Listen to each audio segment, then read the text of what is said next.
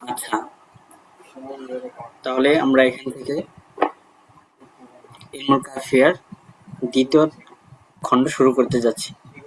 তো দ্বিতীয় খণ্ডের শুরুতেই আমাদের প্রথম খণ্ডে যে পড়াগুলো গিয়েছিল, এই পড়াগুলো থেকেই একদম মূলাক্ষাসটা প্রথম ২ পৃষ্ঠায় আমাদেরকে একদম সংক্ষিপ্তভাবে আমাদেরকে বুঝিয়ে দিবে। দেখেন এখানে আমরা প্রথমে দেখেন আমরা পড়ছিলাম তারিফুল কাফিয়া, কাফিয়ার পরিচয় এবং সূরত এবং কাফিয়ার হরফ এবং কাফিয়ার যে ২ টা ভাগ করেছিলাম ইতলাক এবং তাকিদের ভিত্তিতে, যে হরফুল রবিয়াটা সাকিন হবে অথবা মুতাহারিক হবে বিইহদাল হারাকাতিস সালাসের মাধ্যমে। এরপরে আমরা কাফিয়ার সর্বশেষ পড়া যেটা পড়ছিলাম সেটা হচ্ছে হারাকাতের ভিত্তিতে কাফিয়া ৫ প্রকার। মনে আছে না? জি জি এগুলো। এরপরে এখান থেকে বলতেছে যে কাফিয়া কাকে বলা হয়, এটার পরিচয় আমরা পড়ছিলাম। দ্বিতীয়বার স্মরণ করে দেওয়ার জন্য আবার বলতেছে কাফিয়া বলা হয় আল হুরুফুল্লাতী তাবদাউ মিন মুতাহাররিকিন ক্বাবলা সাকিনাইনি ফি আখিরিল বাইত। কথা না বোঝা গেলে সাইদ ভাই আমাকে বলবেন, হ্যাঁ? জি অবশ্যই। আপনার ওই যে সাউন্ডটা যদি আরেকটু পরিষ্কার হইতো তাহলে ভালো হইতো। সাউন্ড ঠিক আছে কিন্তু মানে মাঝে মাঝে কেন সাউন্ড চিপায়া যায়। আচ্ছা, এখন দেখেন কাফিয়ার পরিচয় বলল আল হুরুফুল্লাতী তাবদাউ মিন মুতাহাররিকিন ক্বাবলা সাকিনাইনি ফি আখিরিল বাইত। বাইতের শেষ অংশে ২ সাকিনের পূর্বে মুতাহাররিক দিয়ে যেই হরফগুলো শুরু হয় সেটা হচ্ছে কাফিয়া। এরপর আমরা পড়ছিলাম যে কাফিয়াকে ভাগ করার ক্ষেত্রে বা চিনার ক্ষেত্রে আপনাকে সর্বপ্রথম একটা শেরকে আরবিয়া হিসেবে লিখতে হবে। আমরা ওখানে জি পড়ছিলাম তার পরিচয় অর্থাৎ শেরকে ভাগ ভাগ করে ফেলা, কেটে কেটে ফেলা, যেমন একজন কষাই গোস্ত কেটে ফেলে এরকম শেরটাকে কেটে কেটে ফেলা। ঠিক আছে? জি জি এরকম কাটার পরেই আপনি কাফিয়া চিনতে পারবেন। এখানে যেমন এখানে একটা উদাহরণ দিছে মুহান্নাদুন মিন সিয়ুফিল্লাহি মাসলুলু। এখানে এই প্রথম সেটটা মুহান্নাদুন মিন সিয়ুফিল্লাহি মাসলুলু এর শেষ অংশ যেটাকে বলা হয় আশ-শাত্রুস সানি। ঠিক জি আছে? এটাকে বলা হয় জি আশ-শাত্রুল আউয়াল। তো এই শাত্রুস জি সানির মধ্যে এই শাত্রুস সানিটা ভাগ ভাগ করে ফেলছে কিতাবাতুল আরবি হিসেবে, যেটা আমরা প্রথম খণ্ডের মধ্যে পড়ছিলাম। ওখানে আমরা একটা কায়দা পড়ছিলাম মা ইউনতাকু ইউকতাবু ওয়া মা লা ইউনতাকু লা ইউকতাবু। যেটা উচ্চারণ করবেন সেটা লিখবেন আর যেটা উচ্চারণ করবেন না সেটা লিখবেন না। এটাকে বলা হয় আল কিতাবাতুল আরবিয়া। তো যদি আপনি কোনো শে'রের কাফিয়া জানতে চান তাহলে অবশ্যই ভাইয়া আপনি কি ওই যে ল্যাপটপের মাইক্রোফোনটা ইয়ারবাডস আছে বা ব্লুটুথ টুথ কিছু আছে? যদি থাকে তাহলে কানেক্ট করলে মনে হয় সাউন্ডটা একটু ভালো আসতো। এটা তো নাই। এমনি মাইক আছে ওইটা দিয়ে স্পষ্ট করলে কেমন হবে জানি না। এটা আরেকদিন করার চেষ্টা করবো আর কি, ট্রাই করবো। আচ্ছা আচ্ছা ঠিক আছে। আমি ওই এটা কিনতে চাচ্ছিলাম যে পরীক্ষার পরে, আচ্ছা হ্যাঁ, আমাদের পরীক্ষার আগ পর্যন্ত হয়তো ওদিকে যাওয়া হবে না। পরীক্ষার পরে ইনশাল্লাহ আরো স্পষ্টভাবে হবে ইনশাল্লাহ, চেষ্টা করবো। আচ্ছা আচ্ছা আচ্ছা, বলতেছিলাম যে মুহান্নাদুন মিন সুয়ুফিল্লাহি মাসলুলুর মধ্যে আপনি যদি কাফিয়া চিনতে চান কোন শেরের শেষে, তাহলে সেই শেরটাকে কিতাবাতুল আরবি হিসেবে লিখতে হবে। তো ওই দ্বিতীয় ছাত্র সানিকে কিতাবাতুল আরবি হিসেবে লিখছে, লেখার পরে বলতেছে এখানে কাফিয়া হচ্ছে লু লু। লামের এই শেষ লামের পরে একটা ওয়াও আছে, এরপর প্রথম লামের একটা এর প্রথম লাম, এর আগে আরেকটা লাম, এই লামের পরে আরেকটা সাকিন ওয়াওর উপরে। তাহলে আমরা এখানে ২টা সাকিন পাইলাম, তাই না? লামের পরে জি শেষ লামের পরে একটা, আর শেষ লামের আগের লাম, এই ২টার মাঝখানে যে ওয়াও আছে এই ওয়াও এর উপরে একটা, এই ২টার উপরে সাকিন পাইছি। আর এই ২ সাকিনের পূর্বে হরফে মুতাহাররিকটা হচ্ছে লাম, যেখান থেকে কাফিয়াটা শুরু হয়েছে। আমরা কাফিয়ার পরিচয় এইভাবে দিছিলাম যে ওই হরফ যে হরফটা মুতাহাররিক হবে শেষ বাইতের শেষ অংশে ২ সেকেন্ডের পূর্বে থাকবে, তাই না? জি। এখানে লু লু, এটা হচ্ছে কাফিয়া। হুম। এখান থেকে বলছে যে আমরা আগে আলোচনা করে আসছিলাম কাফিয়ার 4টা স্রোত হইতে পারে, অর্থাৎ কাফিয়াটা কিছু কালিমার মধ্যে হইতে পারে, অথবা কাফিয়াটা এক কালিমার মধ্যে হইতে পারে, অথবা এক কালিমা এবং এক কালিমার কিছু অংশের মধ্যে হইতে পারে। সর্বশেষ 4 নম্বর প্রকার ছিল কাফিয়াটা 2 কালিমার মধ্যে হইতে পারে। এরপর জি। মুহাদ্দিসিনরা আরো একটা প্রকার বৃদ্ধি করছেন, সেটা বলছেন যে কাফিয়াটা 2 কালিমা এবং এক কালিমার কিছু অংশের মধ্যে হইতে পারে। যেমন আমরা গত খণ্ডের মধ্যে পড়ছিলাম এই উদাহরণটা, জাবার দ্দীন আল ইলাহু ফাজাবার। এখানে দেখেন ফাজাবার, র এর উপরে একটা সাকিন, এরপরে লামের পরে একটা সাকিন, লাহু, এটা উচ্চারণ করছে একটা আলিফ। এই জি। 2 সাকিনের মাঝখানে 2টা কালিমা এবং এক কালিমার কিছু অংশ, সেটা হচ্ছে কাফিয়া, যেটাকে পরবর্তী মুহাদ্দিসিনরা বৃদ্ধি করেছেন। আচ্ছা। এরপর আমরা পড়ে আসছিলাম কাফিয়ার হরফ 6টা: আর রবিয়ু, আল ওয়াসলু, আল খুরুজু, আর রিদফু, আর তাসিসু, আর দাখিলু। সেখানে আমরা বলছিলাম যে রবিয়া বলা হয় ওই হরফ যার উপর কাসিদা নির্ভর করে, এবং কাসিদাটার বাইট যতবার আসবে, যতবার তাকরার আসবে, ততবারই ওই হরফটা, ওই রবিয়াটা তাকরার হবে। আর সেই রবিয়াটা যদি লাম হয় তাহলে সেই কসিদাটাকে বলা হবে কসিদাতুল লামিয়া, আর যদি দাল হয় তাহলে বলা হবে কসিদাতুদ দালিয়া। এরপর আরেকটা বিষয় বলছিলাম, যদি হরফুর রবিয়াটা যে সাকিন হয় জি। তাহলে তার একটা নাম হবে, আর যদি হরফুর রবিয়াটা মুতাহারিক হয় তাহলে তার একটা নাম হবে। যদি রবিয়াটা সাকিন হয় তাহলে তার নাম হবে মুকাইয়াদা, কাফিয়া মুকাইয়াদা। সেখানে আমরা 3টা প্রকার পড়ছিলাম। এরপর পড়ছিলাম যদি হরফুর রবিয়াটা মুতাহারিক হয় বিইহদাল হারাকাতিস সালাসের মাধ্যমে, তাহলে সেক্ষেত্রে কাফিয়াকে বলা হবে কাফিয়া মুতলাকা। এবং কাফিয়া মুতলাকার ক্ষেত্রে আমরা উদাহরণ সহকারে 6টা প্রকার পড়ে আসছিলাম। এরপর সর্বশেষ যে পড়াটা ছিল আমাদের হারাকাতের ভিত্তিতে, কাফিয়াটা 5 ভাগে বিভক্ত: মুতাওয়াতির, জি। এরপর মুতারাদিফ। এটা এরকম ভাবে 5টা প্রকার আমাদের বিস্তারিত উদাহরণ সহকারে চলে গেছে। এখানে মোটামুটি আমাদের আরুজ এবং কাফিয়ার আলোচনা শেষ করে এরপর জি। আমাদের আলোচনা শুরু করবে কাফিয়ার বিভিন্ন দোষ ত্রুটি। কাফিয়ার মধ্যে অনেক দোষ ত্রুটি আছে, যেই বিষয়গুলো আসলে সেটাকে বলা হবে কাফিয়া, উয়ুবুল কাফিয়া। ঠিক আছে? জি। আচ্ছা, এটা এটা ছিল গত সেশনের আলোচনা, গত ক্লাসের আলোচনা। এখন থেকে উয়ুবুল কাফিয়া থেকে আমাদের মূল আলোচনা শুরু হচ্ছে। অর্থাৎ এখান থেকে আলোচনা করবে আমরা যে কাফিয়া পড়ে আসলাম, কাফিয়াটা 1 কালিমা হইতে পারে, 2 কালিমা হইতে পারে, বিভিন্ন বিষয় পড়ে আসলাম। বলতেছে যে কাফিয়ার মধ্যে কিছু বিষয় আছে, যে বিষয়গুলো যদি একজন শায়ের নিয়ে আসেন, সেটা জি। হচ্ছে ওই বিষয়গুলো নিয়ে আসলে সেটাকে বলা হবে উয়ুবুল কাফিয়া। উয়ুবুল কাফিয়ার পরিচয়টা কি? তো উদ্দেশ্য, উয়ুবুল কাফিয়ার উদ্দেশ্য হচ্ছে আল উমুরুল্লাতি তাফাদাহা আশ-শাইরুল আসীলু ওয়া ওয়াকা'a ফিহা মান খানাতহু মালাকাতুহু।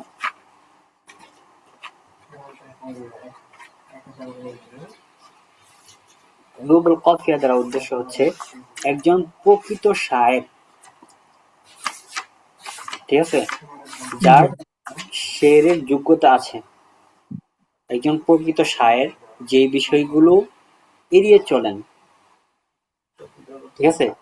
আবার জি। বলছি, উয়ুবুল কাফিয়া দ্বারা উদ্দেশ্য হচ্ছে যেই বিষয়গুলো একজন প্রকৃত ও দক্ষ কবি এড়িয়ে চলেন। তাফাদাহা শাইরুল আসিল, একজন প্রকৃত ও দক্ষ কবি যে বিষয়গুলো, মারদা ফিরছে হচ্ছে আল উমরের দিকে, ওই সমস্ত বিষয় যে বিষয়গুলো একজন দক্ষ ও প্রকৃত কবি এড়িয়ে চলেন, তাফাদাহা ওয়া ওয়াকা ফিহা মান খানাতহু মালাকাতুহু, কিন্তু যার কাব্যিক যোগ্যতা দুর্বল, যার কাব্যিক যোগ্যতা দুর্বল হয়ে পড়ে, সে তার মধ্যে পতিত হয়ে যায়। ওয়াকা ফিহা মান খানাতহু মালাকাতুহু, মালাকাতুহু অর্থ যোগ্যতা, তাহলে অর্থ হবে যার কাব্যিক যোগ্যতা দুর্বল, সে সমস্ত ফিহা, হায়ের মধ্যে হচ্ছে ওমরের দিকে, সেই সমস্ত বিষয়ের দিকে পতিত হয়ে যায়। তাহলে অয়ুবুল কাফিয়া দ্বারা উদ্দেশ্যটা আরেকবার বলছি। অয়ুবুল কাফিয়া দ্বারা উদ্দেশ্য হচ্ছে যে বিষয়গুলো একজন প্রকৃত ও দক্ষ কবি এড়িয়ে চলেন, কিন্তু যার কাব্যিক যোগ্যতা দুর্বল হয়ে পড়ে বা হয়ে যায়, সে তার মধ্যে পতিত হয়ে যায়। জি। ঠিক আছে, এটা হচ্ছে অয়ুবুল কাফিয়া দ্বারা উদ্দেশ্য। আচ্ছা, আমরা বুঝলাম অয়ুবুল কাফিয়া দ্বারা উদ্দেশ্য। এখন পড়বো যে অয়ুবুল কাফিয়া এটা 7টা বিষয়ের মধ্যে সীমাবদ্ধ থাকে। ঠিক আছে, অয়ুবুল জি। কাফিয়া আরুদিয়নরা উল্লেখ করেছেন যে অয়ুবুল কাফিয়া এটা 7টা বিষয়ের মধ্যে সীমাবদ্ধ থাকে। এক নম্বর হচ্ছে আল ইতাউ, আত তাজমিনু, আল ইকওয়াউ, আল ইসরাফু, আল ইখফাউ, আল ইজাজাতু, আস সিনাদু।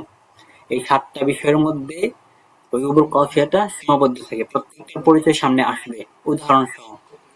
তাহলে অয়ুবুল কাফিয়ার 7টা বিষয়ের মধ্যে সীমাবদ্ধ থাকে। এর মধ্যে আমাদের আলোচনা হবে আল ইবাউ, আত তাজমিনু, আল ইকওয়াউ। শুধুমাত্র এই 3টা বিষয় নিয়েই আমাদের আলোচনা হবে, আর বাকিগুলো নিয়ে আমাদের আলোচনা হবে না। কারণ এই 3টা বিষয় আরবদের শেরের মধ্যে বেশি পড়ে। আর এই 3টা বিষয় যখন একটা শেরের মধ্যে পড়ে, তো শেরটিকে বলা হয় বা কাফিয়াকে বলা হয় অয়ুবুল কাফিয়া। আচ্ছা, এখানে আমরা তাহলে পড়লাম অয়ুবুল কাফিয়া দ্বারা উদ্দেশ্য কি, এবং পড়লাম যে অয়ুবুল কাফিয়া এটা 7টা বিষয়ের মধ্যে সীমাবদ্ধ। 7টা বিষয়ের মধ্যে সবচেয়ে গুরুত্বপূর্ণ বিষয় হচ্ছে আল ইতাউ, আত তাজমিনু, আল ইকওয়াউ। এই 3টা বিষয় নিয়েই আমাদের এখানে আলোচনা করা হবে। সর্বপ্রথম জি। আমরা পড়ব আল ইতাউ নিয়ে। সর্বপ্রথম এখানে ইতর শাব্দিক অর্থ, দ্বিতীয় বিষয় হবে ইতয়ের পারিভাষিক অর্থ, এবং উদাহরণ সহকারে আপনাকে বুঝিয়ে দিবে। সর্বপ্রথম আসেন ইত এর শাব্দিক অর্থ কি। ইত মুশতাক্কুম মিনাল মুওয়াফাকা, একমত হওয়া। মুওয়াফাকা থেকে মুশতাক। যেমন আল্লাহ তাআলা বলেছেন লিওয়াতিউ ইদ্দাতা মা হারামাল্লাহু ফায়ুহিল্লু মা হারামাল্লাহ। এখানে লিওয়াতিউ দ্বারা উদ্দেশ্য হচ্ছে লিওয়াফিকু, তারা যেন একমত হয়। ঠিক আছে, এটা জি। একটা মত যে আল ইতাউটা মুওয়াফাকাত থেকে মুশতাক। কেউ বলেন যে আল ইতাউটা মিনাল ওয়াতই থেকে মুশতাক। ওয়াত উন থেকে মিলিয়ে ফেলা, একটা জিনিস আরেকটা জিনিসের সাথে মিলিয়ে ফেলা। এই ওয়াত উন শব্দ থেকে মুশতাক। ঠিক আছে, এটা হচ্ছে জি। শাব্দিক। আরবিয়নদের মতে ইত দ্বারা উদ্দেশ্য হচ্ছে ইআদাতুল কালিমাতি আল্লাতী ফিহা হারফুর রাওয়ি বিলফযিহা ওয়া মা'নাহা মিন গায়রি আন ইয়াফসিলা বাইনাল বাইতাইনি সাবআতু আবিয়াতিন আও আকসার। তর্জমাটা বুঝে নেই, এরপরে ইনশাআল্লাহ একদম উদাহরণ সহকারে বুঝিয়ে দেব। ওই জি। কালিমাকে পুনরাবৃত্তি করা, যার মধ্যে হরফুর রাওয়ি আছে লফজান ও মা'নান। লফজান এক হবে, মা'নান অর্থগত দিক থেকেও এক হবে। মিন গায়রি আন ইয়াফসিলা বাইনাল বাইতাইন সাবআতু আবিয়াতিন আও আকসার। এই দুই বাইতের মাঝে 7টা বাইত অথবা 7টা বাইতের অধিক ফাসেলা করা ছাড়া। ঠিক আছে, অর্থ বোঝার জি। চেষ্টা। আমরা বলি যে ইত দ্বারা উদ্দেশ্য হচ্ছে ওই কালিমাকে পুনরাবৃত্তি করা, অর্থাৎ একটা কালিমা আগে উল্লেখ করছে, হুবহু ওই কালিমাকে আবার উল্লেখ করবে। কোন কালিমাকে? যে কালিমার মধ্যে হরফুর রাওয়ি আছে লফজান এবং মা'নান।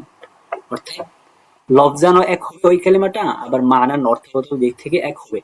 মিন গায়রি আন ইয়াফসিলা বাইনাল বাইতাইন সাবআতু আবিয়াত আও আকসার। এই দুই বাইতের মাঝে 7টা বাইত অথবা 7টার অধিক বাইত পার্থক্য করা ছাড়া। আচ্ছা, এই সংজ্ঞা অনুযায়ী আমরা একটু বুঝে নেই আগে। দেখেন এখানে এই যে একটা ফের আনছে লাআল্লাকা ইয়াতিসান নাজাফি মারিরাতিন তুআকিবু লাইলা আন তারানি আযুরুহা। এই ফেরটা বুঝার আগে বুঝতে হবে এই যে এই সাতরা আউয়াল, এই সাতরা আউয়ালকে বলা হয় একটা বাইত। ঠিক আছে, জি। এরপরে সাতরা সানি তুআকিবু লাইলা আন তারানি আযুরুহা, এটা একটা বাইত। এই সাতরা সানিকে একটা বাইত বলা হয়। তাহলে এখানে একটা বাইত, দুইটা বাইত, এরপরে দ্বিতীয় লাইনে একটা, তৃতীয় বাইত, চতুর্থ বাইত। ঠিক আছে, এই প্রত্যেকটা সাতটাকে একটা একটা বাইত বলা হয়। এতটুকু তো বুঝছেন তাই না? জি। আচ্ছা, এখন বুঝেন। দেখেন এখানে সাতরে সানি, প্রথম লাইনে সাতরে সানি তুআকিবু লাইলা আন তারানি আযুরুহা। দেখেন এই যে আযুরুহা, এই যে একটা শব্দ, রটা হচ্ছে এখানে হারফুর রাওয়িয়া। বলছিল যে ওই কালিমাকে পুনরাবৃত্তি করা, এই যে আজুরুহা, এখানে হরফ রটা আছে, এই শব্দটাকে পুনরাবৃত্তি করা হবে দুই বাইতের মাঝে 7টা বাইত না থাকা অবস্থায়। অর্থাৎ এই আজুরুহাকে, ধরেন এখানে একটা আজুরুহা বলছে, এই আজুরুহার মধ্যে হরফ রাবিয়াটা আছে। তো এই আজুরুহাকে যদি আপনি পুনরাবৃত্তি অর্থাৎ পরে কোনো লাইনে আনতে চান, তাহলে আরবিনদের মতে এই আজুরুহা লফজান এবং মানান, অর্থ এবং লফজা যদি আবার পুনরাবৃত্তি আনতে চান, তাহলে এখানে 2টা বাইত আছে, এরকম আরো 5টা লাগবে। অর্থাৎ এই আজুরুহাকে যদি আপনি পুনরায় আনতে চান, তাহলে কমপক্ষে 7টা বাইতের পরে এই আজুরুহাকে আপনি আনতে পারবেন। বুঝছেন সাহেদ ভাই? জি জি। হ্যাঁ, বললাম যে এখানে প্রথম বিষয় বললাম, এটা একটা বাইত, ছাত্র আওয়াল এটা একটা বাইত, এই ছাত্র স্থানী এটা একটা বাইত, এখানে মোট 4টা বাইত আছে। তো যদি আপনি কোনো শব্দকে পুনরাবৃত্তি করতে চান, যেমন এখানে আজুরুহা, এখানে এই আজুরুহার মধ্যে রটা হচ্ছে হরফ রাবিয়া, এই হরফ রাবিয়া যে শব্দের মধ্যে আছে, এই শব্দটাকে যদি লফজান মানান, অর্থাৎ একই লফজ দিয়ে একই অর্থ বোঝাবে, যদি এই শব্দটাকে পুনরাবৃত্তি করতে চান, পুনরায় আনতে চান, তাহলে কমপক্ষে এরকম আরো 7টা বাইতের পরে এই শব্দকে আপনি আনতে পারবেন। এই 7টা বাইতের আগে যদি এরকম শব্দকে, যে শব্দের মধ্যে হরফ রাবিয়াটা আছে লফজান এবং মানান, যদি সেই 7 বাইতের পরে না এনে আগে আনেন, তাহলে সেটাকে বলা হবে উয়ুবুল কাফিয়ার প্রথম প্রকার, আল ইতাউ। ঠিক আছে?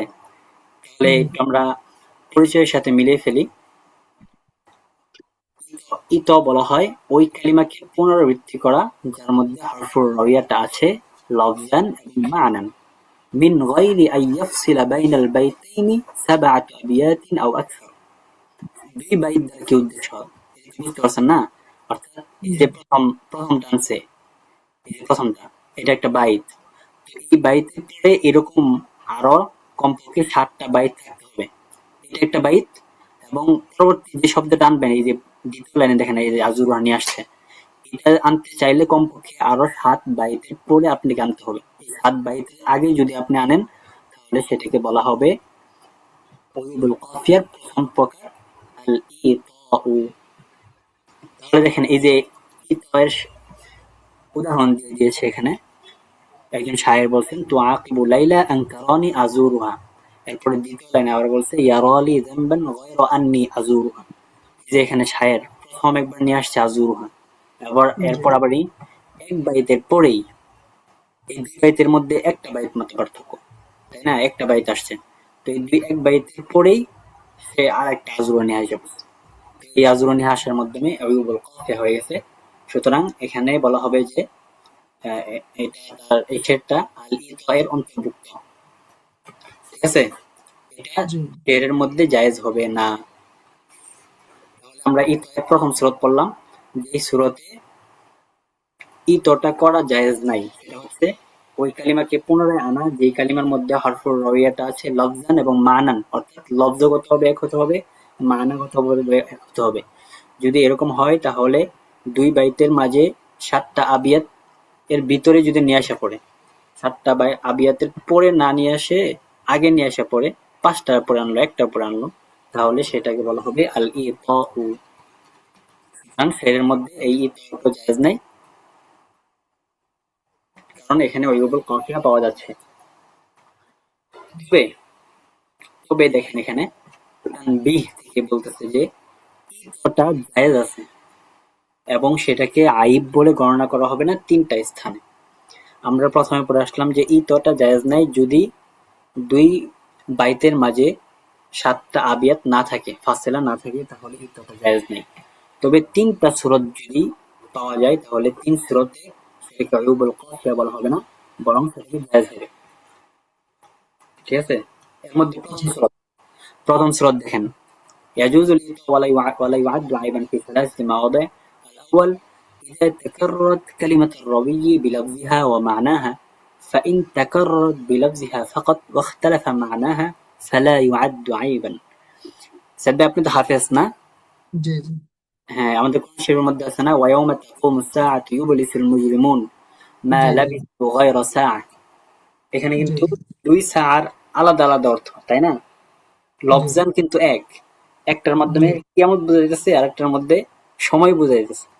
তো এরকম যদি হয়, অর্থাৎ যদি হরফুর রবিয়ার যে কালিমার মধ্যে আছে, মানে রবিয়ার কালিমার যদি তাকরার হয় লফজান এবং মানান। রবিয়ার কালিমা মানে কি, যে শব্দের মধ্যে রবিয়াটা আছে, এই জি রবিয়ার কালিমাটা যদি তাকরার হয় লফজান এবং মানান, লফজ এক হয়েছে, অর্থ এক হয়েছে, তবে সেক্ষেত্রে তাকরারটা যদি লফজান হয় এবং মানানটা যদি ভিন্ন হয়, যেমন আপনাকে উদাহরণ দিলাম ওয়ামা তাকুমু সাআতু ইউরসিল মুজরিমুন, এই আয়াতটা, তাহলে জি সেই ক্ষেত্রে জায়েজ হবে এবং ওই শেরকে অয়ুবুল কাফিয়া হিসাবে ধরা হবে না। যেমন এখানে একটা শের দিছে দেখেন, ওয়াহুসনা বাহজাতি আইয়ামিস সিবা উদি, দেখেন এই যে উদি, উদি মানে একজন মহিলাকে বলতেছে যে তুমি ফিরাও। এরপরে দেখেন ইযা তারান্নাম সাউতুন নাদি ওয়াল উদি, দেখেন এখানে লফজান কিন্তু এক, আইন ওয়াও দাল উচ্চারণের ক্ষেত্রে এক, তাই না? কিন্তু মানার ক্ষেত্রে কিন্তু ভিন্ন। প্রথম আউদি দ্বারা উদ্দেশ্য হচ্ছে ফেল, তুমি আসো, ফিরে আসো, আমরুন বিল আউদা, ফিরে আসার ব্যাপারে আদেশ দিচ্ছে। পরের আউদি দ্বারা উদ্দেশ্য হচ্ছে যে গান বাজনার যন্ত্র, সৌতুন নাদি ওয়াল উদি, গান বাজনার যে যন্ত্র আছে সেই যন্ত্র এই উদি দ্বারা উদ্দেশ্য। তাহলে বোঝা গেল যদি কাফিয়ার মধ্যে রবিয়ার হরফটা, রবিয়ার কালিমাটা লফজান এবং মানান তাকরার হওয়ার ক্ষেত্রে যদি লফজান তাকরার হয় শুধুমাত্র মানাটা ভিন্ন হয়, তাহলে সেই ক্ষেত্রে ওই কাফিয়াকে আইয়ুবুল কাফিয়া হিসেবে ধরা হবে না এবং সেক্ষেত্রে ইতাটা জায়েজ হবে। যেমন উদাহরণ দিলাম উদি এবং উদি, কোরআন শরীফের একটা সহজ উদাহরণ দিয়ে দিলাম ওয়ামা তাকুমু সাআতু ইউবালিসুল মুজরিমুনা মা লাবিসু গায়রা সাআ। এরপর আমরা বলছিলাম যে এই তিনটা সূরাতে জায়েজ, তিনটা জায়গায়। এক নম্বর সূরা বলতে এটা, দুই নম্বর সূরা দেখেন, দুই নম্বর সূরা হচ্ছে যদি দুই কালিমার একটা নাকিরা হয় আর একটা মারিফা হয়। যদি দুই কালিমার একটা নাকেরা আর একটা মারিফা হয় তাহলে সেই ক্ষেত্রে ইতরটা জায়েজ হবে, সেখানে আইয়ুবুল কাফিয়া হিসেবে বলা যাবে না। যেমন এখানে দেখেন ইয়া রব্বি সাল্লিম সাদওয়াহুন্না আল-লাইলা, এরপরে ওয়া লাইলাতুন উখরা ওয়া কুল্লা লাইলা। দেখেন প্রথম লাইলাটা, প্রথম জি লাইলার মধ্যে আলিফ লাম আছে, একটা মারিফা। দ্বিতীয় লাইলার মধ্যে আলিফ লাম নাই, এটা নাকেরা। ঠিক আছে? জি তাহলে দ্বিতীয় স্রোত গেল যদি দুই কালিমার একটা নাকেরা হয় আর একটা মারিফা হয় তাহলে সেই ক্ষেত্রে ইতটা জায়েজ। তিন নম্বর স্রোত, তিন নম্বর স্রোত হচ্ছে যে রাউিয়ার কালিমাটা, যদি রাউিয়ার কালিমাটা এমন হয় যে সেটা উল্লেখ করার মাধ্যমে একজন শায়ের মজা পান অথবা বরকত লাভের উদ্দেশ্যে কোনো একটা শব্দ উল্লেখ করেন, ঠিক আছে? তাহলে জি সেই ক্ষেত্রেও ইতটা জায়েজ। যেমন আল্লাহ তাআলার নাম, যেমন এখানে দেখেন ইয়া সাহিবা ইয়াক্তা আহইয়ানান বিসাহিবিহি লা তায়াসান্না ফাইন্না সানিআ আল্লাহু। এরপর দেখেন ইন্নাল্লাযী ইয়াকশিফুল বালওয়া হুয়াল্লাহু। দেখেন এখানে কিন্তু আরবীয়দের যে কায়দা ছিল যে দুই শব্দের মধ্যে কমপক্ষে ৭টা আবিয়াত ফাসিলা থাকতে হবে, কিন্তু এখানে কিন্তু ফাসিলা পাওয়া যায় নাই, তাছাড়া জায়েজ আছে। কারণ হচ্ছে এখানে আল্লাহ আল্লাহ বারবার বলার মাধ্যমে শায়ের লজ্জত পাচ্ছেন, মজা নিচ্ছেন, স্বাদ পাচ্ছেন বরকত লাভের উদ্দেশ্যে। অথবা আল্লাহ রাসূল সাল্লাল্লাহু আলাইহি সাল্লামের নাম নিয়ে, যেমন ওয়াসাদা আলাল আমলাকি আইদান মুহাম্মাদু ইল্লা মুহাম্মাদু ফিহি মুহাম্মাদু, এই যে মোহাম্মদ মোহাম্মদ সাল্লাল্লাহু আলাইহি সাল্লাম বারবার বলা হচ্ছে। তো এই মোহাম্মদ সাল্লাল্লাহু আলাইহি সাল্লামের নামটা আনার মাধ্যমে শায়ের লজ্জত অনুভব করেছেন এবং বরকত লাভের উদ্দেশ্যে তিনি এটা আনছেন। তো এটা আনার মাধ্যমে এটা ইতরের যে নাজের স্রোত সেটা অন্তর্ভুক্ত হবে না, বরং ইতরের যে ৩ নম্বর স্রোত জায়েজ স্রোত সেটা অন্তর্ভুক্ত হবে। আচ্ছা, তাহলে আরেকবার সংক্ষিপ্ত ভাবে বলে দেই। জি ঈদের একটা সূরত পড়লাম। প্রথমে ঈদ শাব্দিক অর্থ পড়লাম মুওয়াফাকা, দ্বিতীয় হচ্ছে আল ওয়াতাউ, কেউ কেউ বলেন আল ওয়াতাউ থেকে মুশতাক।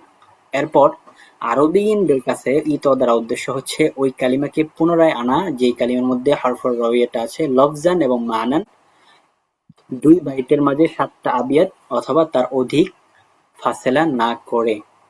এরপর আমরা একটা উদাহরণ দিলাম, যেমন এখানে তুআকিবু লাইলা আন তারানি আযুরুহা, এই আযুরুহাকে একবার আনছে, এরপর মাঝখানে শুধুমাত্র একটা বাইত আনছে। অথচ আরবীয়দের নিয়ম ছিল 7টা বাইত আনতে হবে, এরপর এই শব্দকে পুনরাবৃত্তি করতে হবে লফজান এবং মানান। কিন্তু শায়ের এরকম না করার কারণে, এই নিয়ম না মানার কারণে এই কাফিয়াকে বলা হবে আইয়ুবুল কাফিয়া, এবং আইয়ুবুল কাফিয়ার প্রথম প্রকারের অন্তর্ভুক্ত হবে, সেটা হচ্ছে নাজেজ সূরাতে ইয়াল ইতাও। এরপর আমরা পড়লাম যে ইতটা জায়েজ আছে, সেটাকে আইব হিসেবে গণনা করা হবে না 3টা স্থানে। 1 নম্বর স্থান বলল যে যদি হরফুর রবিয়াটা যেই কালিমার মধ্যে আছে সেই কালিমাটা শুধুমাত্র লফজান তাকরার হয়, ভিন্ন মানাটা ভিন্ন হয়, তাহলে সেই ক্ষেত্রে জায়েজ আছে। যেমন একটা উদাহরণ দিলাম, সাথে এই উদাহরণটা হচ্ছে আইয়ামি সিবা আউদি ইযা তারান্নাম সাউতুন নাদি ওয়াল আউদি। প্রথম আউদি দ্বারা উদ্দেশ্য হচ্ছে আমরুন বিল আউদা, ফিরার ব্যাপারে আদেশ দেওয়া। দ্বিতীয় আউদি দ্বারা উদ্দেশ্য হচ্ছে এটা একটা গান বাজনার যন্ত্র। এরপর দ্বিতীয় সূরত বললাম জায়েজের, যে যদি প্রথম দুই কালিমার একটা মারিফা হয় আর একটা নাকেরা হয়, তাহলে সেই ক্ষেত্রে ইতটা জায়েজ হবে।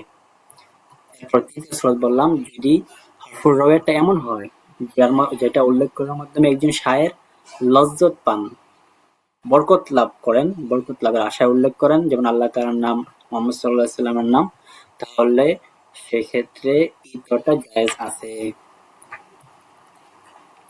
আপনি কি ক্লাস আছে এখন?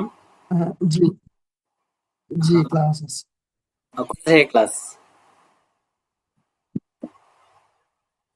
আহ ওটা হচ্ছে আমেরিকা ক্লাস আর কি। জি কটা থেকে? তো আর 15 মিনিট আহ, পরে শুরু। এটা কি শেষ করবো? তাজমিন ইকওয়া এই দুইটা ছিল, আপনার কি মতামত আপনি বলেন। হ্যাঁ, সহজেই করা যায়, সমস্যা নেই। করবো। হ্যাঁ, শেষ করা যায়। হ্যাঁ, শেষ করা যায়, সমস্যা নেই। আচ্ছা, এরপর আমরা বলছিলাম যে অয়ুবুল কাফিয়া 7টা বিষয়ের মধ্যে সীমাবদ্ধ। 1 নম্বর ছিল আল ইতকাউ, 2 নম্বর ছিল আত তাজমিনু, 3 নম্বর ছিল আল ইকওয়াউ। এই তিনটা নিয়ে আমাদের আলোচনা, প্রথম আলোচনা শেষ হলো, দ্বিতীয় আলোচনা হচ্ছে আত তাজমিন। তাজমিন বলা হয়, প্রথমে আমরা তাজমিনের পরিচয় বলবো, এরপর তাজমিনের সূরত।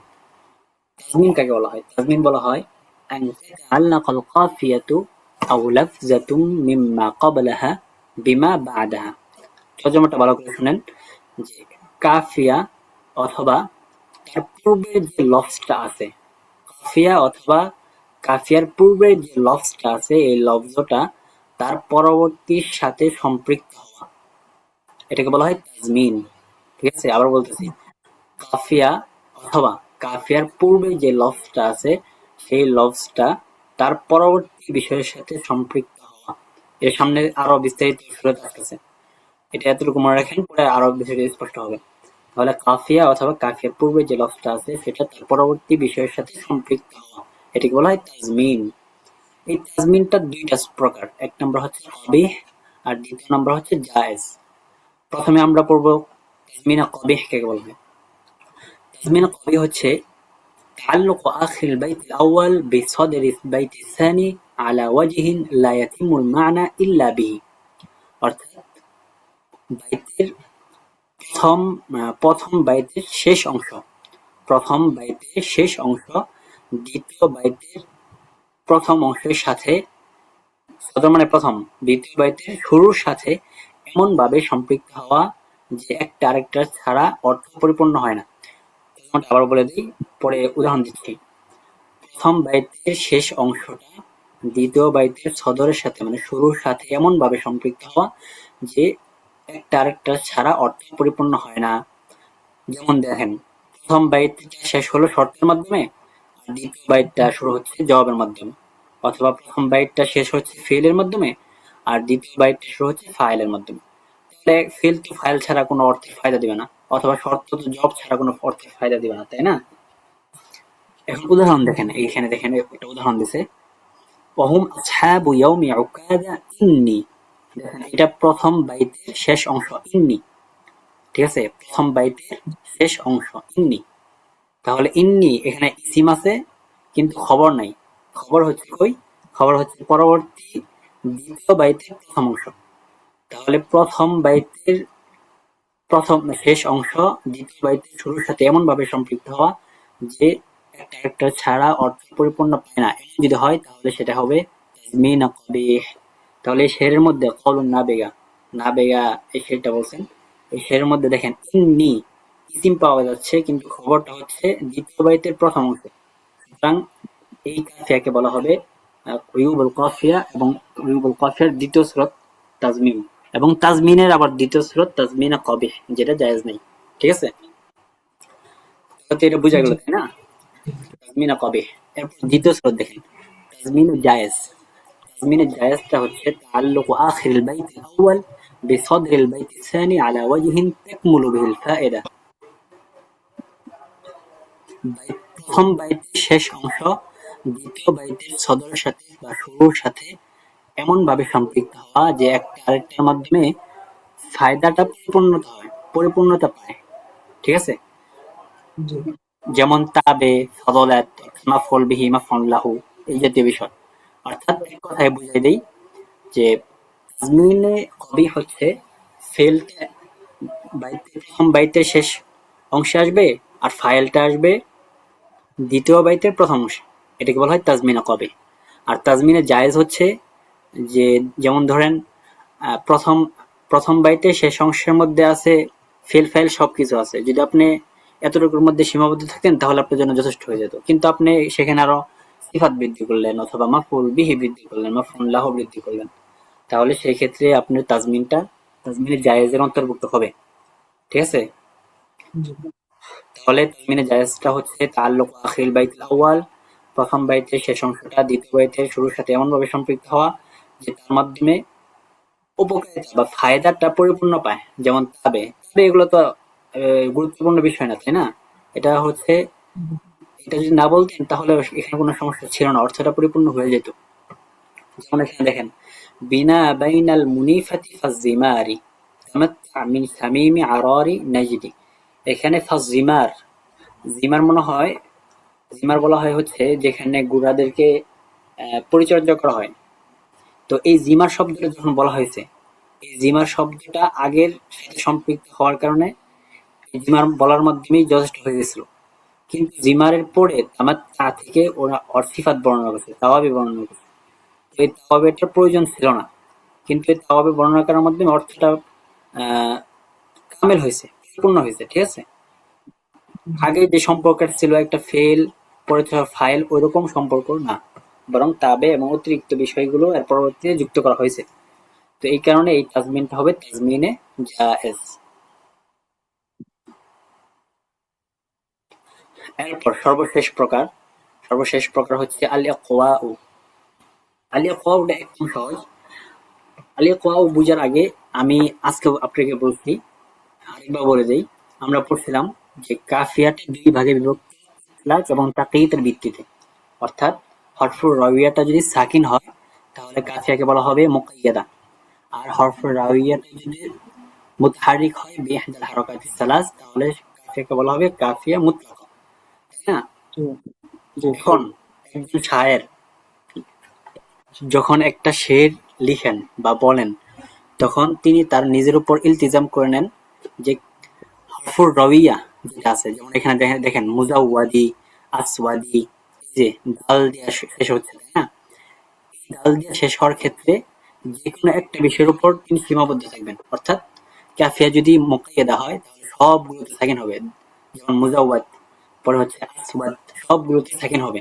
ঠিক আছে, যদি তিনি ইলতিজাম করেন যে না মুকাইয়াদ হবে না বরং মুতলাক হবে, মুতলাক হওয়ার ক্ষেত্রে তিন শরত, যেমন জম্মা, ফাথা, কাসরা, এর মধ্যে যে কোনো একটা তিনি বেছে নেবেন। যদি তিনি ফাথা বেছে নেন তাহলে হরফুর রাবিয়া সবগুলোর শেষে শুধু ফাথা ফাথা ফাথা ফাথা এভাবে হতে থাকবে। আর যদি তিনি জম্মা থেকে বেছে নেন তাহলে জম্মা জম্মা, মুজাওয়াদু, আসওয়াদু, এভাবে জম্মা জম্মা জম্মা এরকম জম্মা হতে থাকবে। আর যদি কাসরাকে বেছে নেন তাহলে কাসরাই হবে, মুজাওয়াদি, আসওয়াদি, এভাবে শুধু কাসরাই হবে হরফুর রাবিয়ার মধ্যে।